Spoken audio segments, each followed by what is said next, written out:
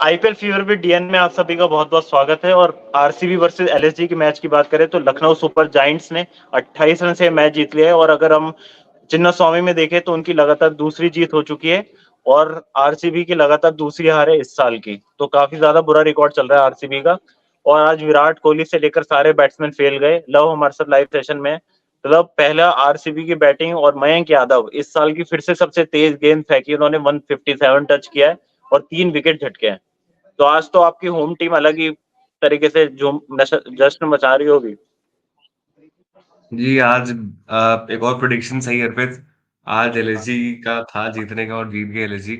और आरसीबी का वही है ना अर्पित, मैं देखा है कि विराट कोहली जब नहीं चल रहे हैं तो बैटिंग लाइनअप में कोई ऐसा परफॉर्मेंस नहीं आ रहा है। मतलब दिनेश कार्तिक भी एक हैं जो ठीक-ठाक फॉर्म में, बट आप कितना ही बना लेंगे।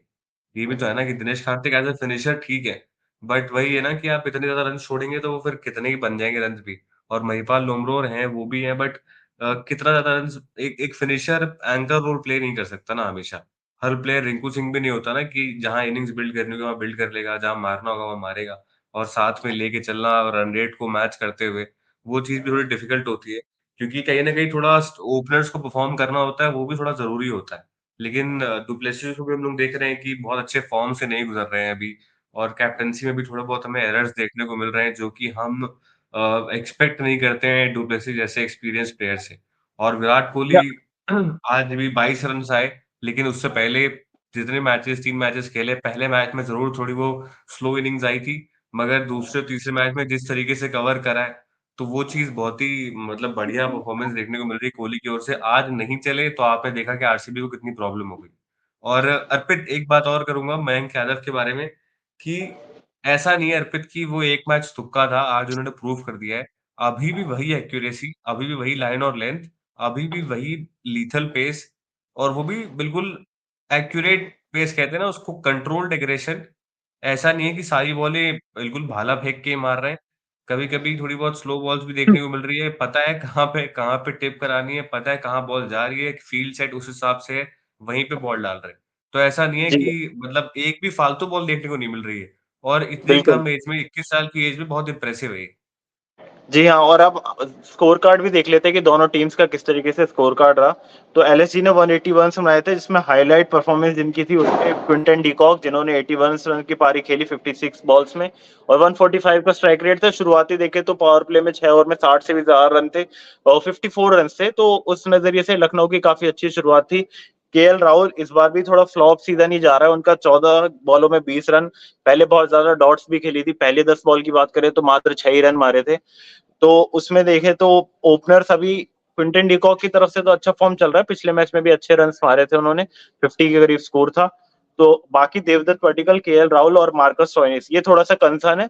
लेकिन निकोलस पूरन ने जो लास्ट में आके 5 छक्के मारे, वहां से मोमेंटम एलएसजी को पूरा मिल गया था। पूरे मैच में देखें तो 2 ही बल्लेबाज चमके आज, वो थे निकोलस पूरन और क्विंटन डिकॉक। और बॉलिंग फिर से फिगर्स में देखें तो मोहम्मद सिराज आज रीस टॉपली को मौका मिला लेकिन उस तरीके का इंप्रेसिव परफॉर्मेंस नहीं था। 39 रन करीब खाए, इकोनॉमी भी अच्छी नहीं थी और लास्ट में आके पहले 3 ओवर की बात करें तो उनके रन 19 ही थे तो जब तो 6 की इकोनॉमी चलती थी, लेकिन लास्ट ओवर में जो 3 छक्के मारे निकोलस पूरन ने उस उन्होंने पूरा गेम ही चेंज कर दिया। वहीं यश दयाल ने आज फिर से अच्छी बॉलिंग करी पंजाब किंग्स के मैच के बाद देखे तो, और मोहम्मद सिराज इस मैच में भी 4 ओवर में 47 रन।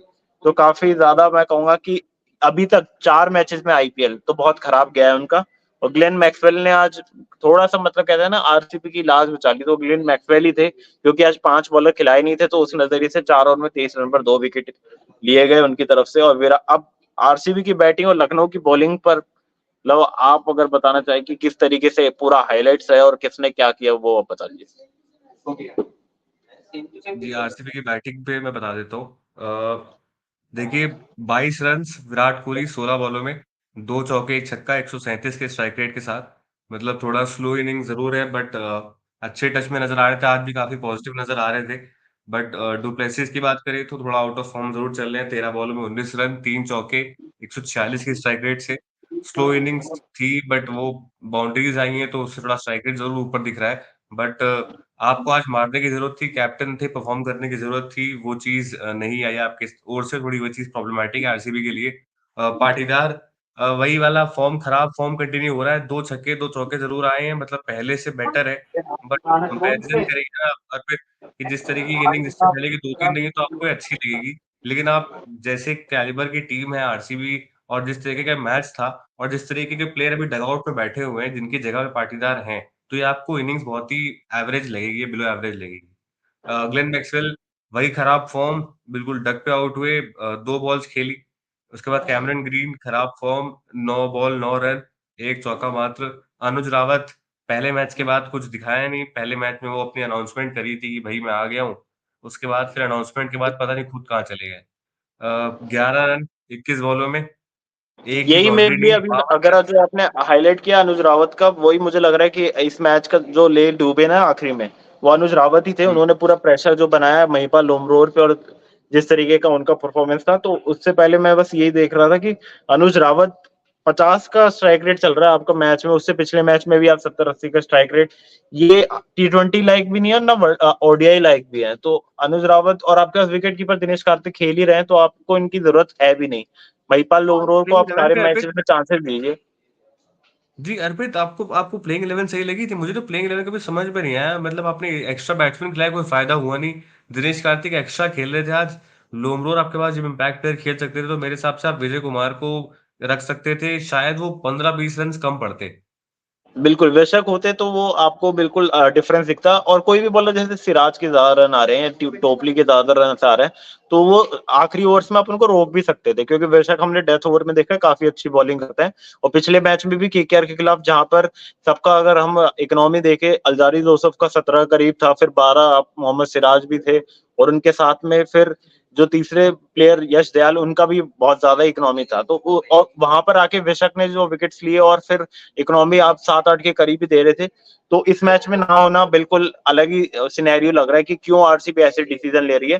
महिपाल लोमरोर के साथ भी पिछले मैच में वही किया। अब क्या स्ट्रेटेजी बन रही है ये बिल्कुल समझ के पा रहे हैं कि आप 4 ही बॉलर्स के साथ जा रहे हैं, पांचवा आज तो एक मैक्सवेल ने तो पूरा अर्पित कर दिया, लेकिन कंसर्न वो ये हर है मैच में कि नहीं करेंगे। जी, एक कंसर्न तो अर्पित ये है कि एक तो आपका प्लेइंग 11 कंफर्म नहीं है कि किस हिसाब से खिला रहे हैं आप, उसकी कोई जस्टिफिकेशन नहीं है। दूसरा, बैटिंग लाइनअप भी फिक्स्ड नहीं है। हाँ, कभी कि 1 नंबर पे रजत पाटीदार आ रहे हैं, पाटीदार कभी 1 सीजन नंबर खेलते हैं, पे कभी ग्रीन आ रहे 5वें हैं, पे कभी खेलते हैं। मैक्सवेल, जी, कभी मैक्सवेल आ रहे हैं, कभी पाटीदार आ रहे हैं, कभी ग्रीन आ रहे हैं, ये चीज़ भी फिक्स नहीं है आपकी। तो एक तो आपको बिल्कुल, थोड़ा ये सॉर्ट सॉर्ट करना पड़ेगा, दूसरा आपको थोड़ा डेथ बॉलिंग सॉर्ट करनी पड़ेगी, जो कि हमें लग रहा है कि रीस टॉपली के आने से कुछ हद तक एक एंड एटलीस्ट ठीक है, आज हालाँकि कुछ बॉल्स एंड में ज़रूर खराब डाली, बट 3 ओवर उनके डिसेंट थे, पहले ओवर में बाउंड्रीज़ आई, लेकिन दूसरा और तीसरा ओवर उन्होंने दिखाया कि वो डेथ बॉलिंग कर सकते हैं, और विकेट लिया, स्पेशली उनका डिकॉक का विकेट उन्होंने लिया था, लो फुल टॉस पर, तो वो विकेट ऐसा था ना कि जहाँ से आप 15-20 रन्स और माइनस कर दो। वो काफ़ी बड़ा बिल्कुल। विकेट था, वरना डिकॉक लास्ट होते में तो आप देखिए 200 ना, के 2 आस-पास ओवर में छोड़। 3 बाकी डॉट्स ही जा रही थी, जो 5 छक्के निकोलस पुरन ने मारे, वो 30 रन के करीब है। तो वही स्कोर आप 15 रन से और कम कर सकते थे, अगर आप उनका विकेट लेते तो बहुत ज्यादा। अगर और पावर हाउस कहीं एलएसजी के पास बचा भी नहीं था, कुणाल पांडे ही थे। तो उस नजरिए से देखिए, लेकिन बॉलर्स के पास एलएसजी की बॉलिंग ने फिर से इंप्रेस किया।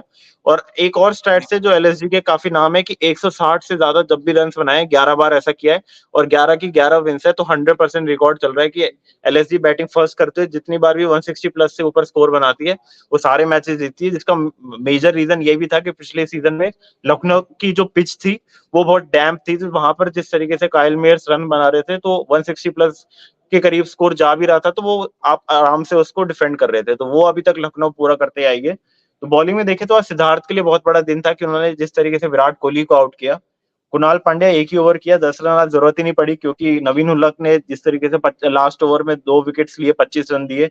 और Mayank Yadav 4 over 14 run, star bowler of the innings, पिछले मैच में भी मैच विनिंग पारी इवन बॉलिंग इवन थी, स्टार बॉलर और इस फॉर मैच में भी Lucknow match super winning bowling. Giants, हाँ। मतलब सिर्फ और इनिंग्स के लिए नहीं, पूरे लखनऊ सुपर इस जायंट्स के टाइम पे लिए ही, आईपीएल मतलब के भी इमर्जिंग प्लेयर्स में भी देखे तो सबसे ऊपर मयंक यादव ही है। तो वो पूरा अभी तक चमक रहे हैं। और बैटिंग में देखे तो रियान पराग, 2 ही इमर्जिंग प्लेयर्स है जिनका अभी तक आईपीएल बहुत अच्छा सक्सेसफुल जा रहा है। रियान पराग बैटिंग में, और बॉलिंग में मयंक यादव। रवि बिश्नोई इस मैच में भी विकेट नहीं ले पाए। अब ये थोड़ा कंसर्न हो गया है कि यूजी चहल वर्सेस रवि बिश्नोई, क्योंकि रवि बिश्नोई विकेट्स ले नहीं रहे हैं, यूजी चहल दूसरी जगह विकेट्स ले रहे हैं, लेकिन नाम ज्यादा सुनने में यही आ रहा है कि रवि बिश्नोई का T20 वर्ल्ड कप में बन रहा है। तो क्यों बन रहा है वो अब कारण समझ नहीं आता, क्योंकि यूजी चहल तो जहां भी जा रहे विकेट ले रहे हैं। कल भी आपने देखा 3 विकेट्स उन्होंने लिए, और रवि बिश्नोई का ये अब तीसरा मैच हो चुका है जिसमें वो, अगर ओवरऑल देखें तो एक ही विकेट है उनका, तो विकेट टेकर भी नहीं है, इकोनॉमी भी नहीं बचा पा रहे हैं, तो उस नजरिए से। और आज मोहम्मद सिराज जो 11वें नंबर पे आए, उन्होंने 2 छक्के मार दिए उनको।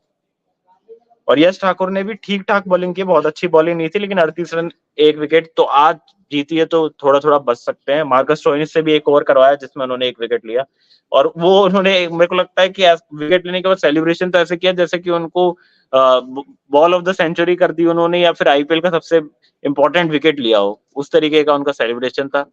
तो ये थी आज की ओवरऑल हाइलाइट्स। अभी जी, जी, आप कुछ कहना एक चीज़ चाहें? मैं ऐड करूँगा कि एक चीज़ मैं ऐड करना चाहूँगा इसमें कि देखिए आप बॉलिंग में लखनऊ के पास इतने ऑप्शंस हैं और उसके बावजूद देखिए कृणाल पांड्या को बॉलिंग नहीं मिल पा रही है, जो कि कह सकते हैं कि पूरी तरीके से बॉलर है ना? बट बिल्कुल। आप देखिए इस दूसरे एंड पे रॉयल चैलेंजर्स बैंगलोर को देखिए, मयंक डागर, कैमरन ग्रीड इन सबको मिला के 6 बॉलर हो पा रहे हैं जिन्होंने ओवर्स डाले हैं। तो देखिए कहीं न कहीं पूरी लाइनअप में ही कमी है, उस चीज़ को फिक्स करना होगा अगर आईपीएल में आगे जाना चाहते हैं तो। जी। जी, और अभी पॉइंट्स टेबल में देखें तो लखनऊ टॉप 4 में अपनी जगह बना ली है, और आरसीबी 9th नंबर पे और 10th पे एमआई। तो इन दोनों टीम्स के लिए तो कंसर्न बहुत ज्यादा मेरे को लग रहा है कि बढ़ता ही जा रहा है। अब वो आगे के मैचेस में देखें तो 4 मैचेस हो चुके हैं आरसीबी के, 10 मैचेस में से कम आपको 7 मैचेस जीतने होंगे अगर टॉप 4 में क्वालिफाई करना चाहते हैं। तो अभी अगर 2-3 मैचेस में स्ट्रॉन्ग कमबैक नहीं आता, तो टॉप 4 की रेस से तो आप बिल्कुल लगभग बाहर ही हो जाएंगे। और एलएसजी का देखा जाए तो पहले मैच हारने के बाद अच्छा कमबैक है कि आपने लगातार 2 मैचेस जीते। तो आपकी तो काफ़ी टीम्स अच्छा कर ही रही हैं, केकेआर भी अच्छा कर रही है, सीएसके भी अच्छा कर रही है, और लखनऊ भी, जो टॉप 4 में 3 टीम्स तो आपकी दिख ही रही हैं। एक ही है ऊपर, राजस्थान रॉयल्स, वो भी अपनी विनिंग स्ट्रीक के साथ चल रही है।